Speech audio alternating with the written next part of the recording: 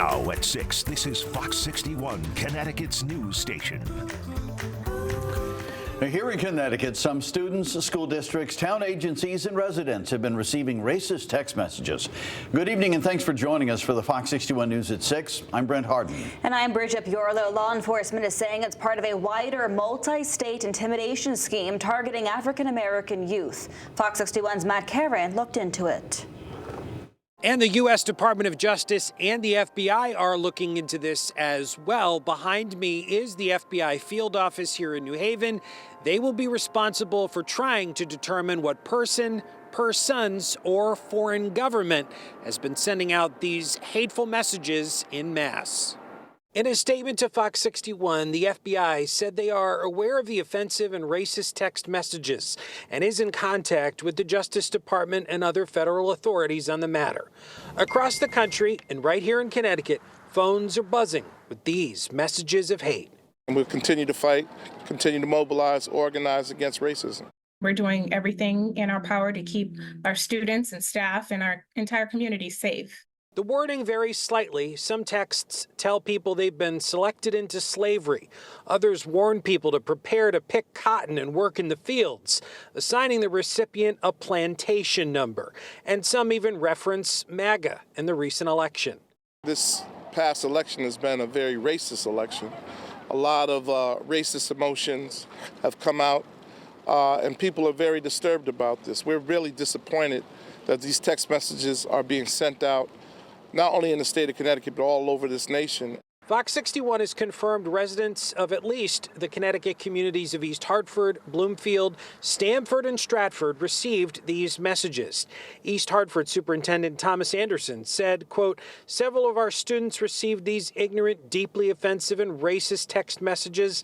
This type of language undermines the fabric of who we are and will not be tolerated in our schools." In a joint statement, Bloomfield's mayor and school board said, "We are actively responding to these incidents and will work with local, state, and federal authorities to assist in their investigation." Given the political climate we're in, I'm not all that surprised, but it is disheartening to know that one of our students had to feel the effects of it in this way. The text messages are believed to have been sent via the Text Now messaging app, a technology that allows users even outside the country to obtain burner phone numbers with area codes that make it look like they're within the United States. Generally, these services don't typically moderate what users are sending out, so it's only after the fact that they can be alerted to perhaps some inappropriate things being sent out. And it might be, a bad actor or a group of bad actors. It could be even a foreign government. There's really no way to tell exactly who's setting these up. And the transition team for President-elect Donald Trump says they have absolutely nothing to do with these text messages. I did reach out to Connecticut Attorney General William Tong. His office told me that they condemn the messages and that there is absolutely no place for this kind of hate here in the state of Connecticut. Reporting in New Haven, outside the FBI field office, Matt Caron, Fox 61, Connecticut's news station. Disturbing. All right, Matt, thank you. New tonight, nearly a dozen police departments in the greater New Haven area are coming together for a task force to stop auto thefts and street takeovers. Fox 61's Julia LeBlanc is outside the New Haven Police headquarters tonight with a breakdown of how this will all work. Julia. For about a month now, this operation has been centralized here in New Haven. So far, they've recovered 9 stolen cars, made 14 arrests, and got 3 illegal guns off the streets, and they're only just getting started. As you can see, there's a fire in the middle of the road. There's spectators on the outside getting very close to that car doing donuts. A close look into New Haven's real-time crime center shows just a snippet of what's been going on over the last few weekends in the Elm City. It's hard to take care of because our resources are going to different, it's a Friday or Saturday night in New Haven. You have domestic calls, you have downtown bar details. You have a lot going on. Then you add scenes like these involving several stolen cars where a group of people shut down city streets and wreak havoc on neighborhoods. It's dangerous for those that are in the car. It's dangerous for other people on the highways. And we have a task force that is going to come out and find this car, stop it, and make the arrest. And now they'll be faster and better doing it, combining staff and technology with nearly a dozen other police departments departments in the greater New Haven area through a new joint regional task force on auto theft. People listen when New Haven speaks, and that is very important, that this is not just a New Haven issue, it's not just this area's issue, but New Haven is central to this issue. An issue Mayor Justin Elicker says mostly involves a small group of young people who are either repeat offenders or engaging in other criminal behavior. We're seeing young people that have stolen their 7th or 8th car and they're out of jail the next day. And those young people have been offered all kinds of services and are not taking them. They're clearly not getting the accountability that they need at home. Something the city is working on as they visit detention centers and look for solutions to bring to state lawmakers. But in the meantime, they're cracking down on crime and relying on their partners to keep the community safe. What we've learned about this crime is that it experiences or grows from a level of organization, and it is incredibly fast moving.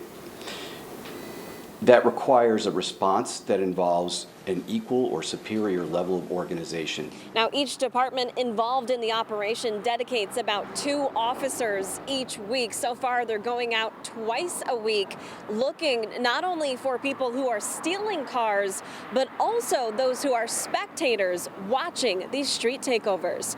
We are in New Haven. Julia LeBlanc, Fox 61, Connecticut's news station. Thank you, Julia. Let's get a check on our forecast now, and things are changing. It looks like it's finally to get a bit chilly this weekend. Yeah, chilly, at least compared to what it's been like, and certainly seasonable. Sam Sampiri is here with us now. Sam, how low are we talking here?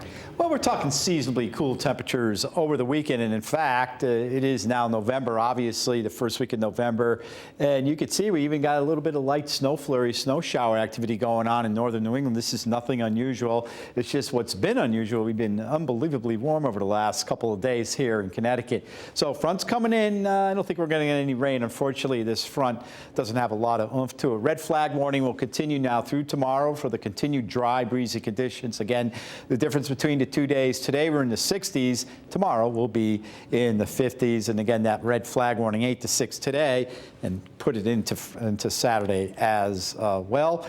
Temperatures now are in the 50s and near 60, and we're going to drop it back.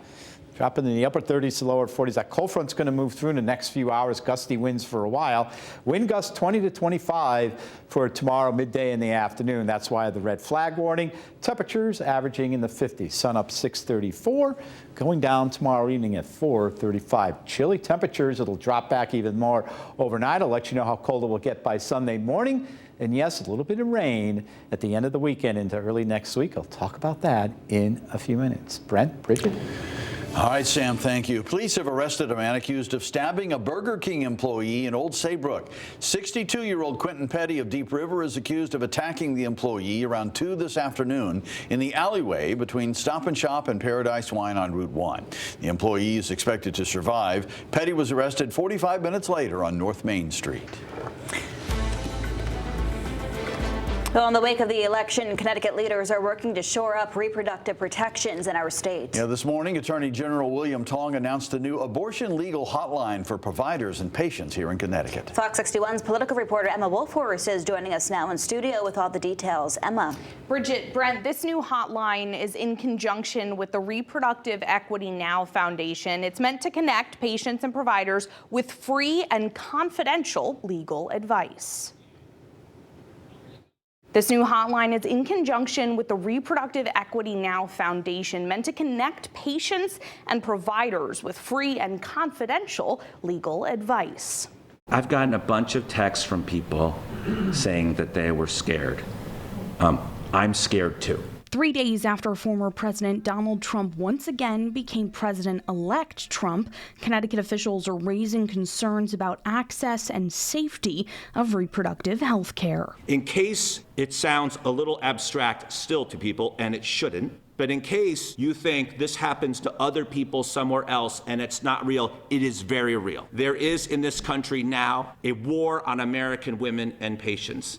Planned Parenthood of Southern New England says this year, Connecticut has seen a 150% increase in patients traveling from out of state seeking abortion care. There is a lot of confusion, fear, terror, and grief. Right now, patients need our support. Providers need our guidance. Friday, the Attorney General's office and Reproductive Equity Now announced a new abortion legal hotline. This free and confidential legal resource will be able to help connect providers and patients seeking or offering care with attorneys in Connecticut for pro bono legal assistance. The hotline will be operated and managed by Reproductive Equity Now and funded by donations. Questions like, I'm an abortion provider helping a patient traveling from out of state. How do I protect the patient and how do I protect myself? Anyone can call and leave a message or fill out a secure form on Reproductive Equity Now's website. A team member will respond to inquiries within 2 to 3 business days and connect callers with pro bono legal support from Connecticut firms. I want you to hear that you are not alone. You belong here. It's our fight. It's our shared responsibility. We are in it together. It's not somebody else's problem. It's ours too. And that's why all of us have to jump in and lend a hand. Attorney General Tong says any lawyers or practices in the state who want to be involved in the hotline can reach out to his office to join. He also tells me this is not the extent of work over the coming weeks and months, saying his office is ready for any legal challenges and thanking a group of bipartisan state lawmakers for their support. In the studio, Emma Wolfhorst, Fox 61, Connecticut's news station. Emma, thanks. The city of Torrington will recount their ballots after dealing with several issues on Election Day. The city says on Tuesday it experienced problems with tabulators at the Armory, a printing error on a small batch of ballots, as well as an extraordinary demand for same-day registration. The recount is scheduled for next Tuesday, November 12th, and includes absentee, early voting, and same-day registration ballots. And State Senator Lisa Seminara, who ran for re-election in the 8th District, which includes Torrington, released a statement on this update saying, quote, while I do not anticipate this will change the election results, constituents deserve transparency and accurate information, as there have been several misleading reports of the total number of votes cast. With the information provided to my campaign thus far, my opponent is leading by less than 1%. Thank you again to everyone who has supported me throughout my term and this campaign. Again, the city will work to reconfirm those results on Tuesday.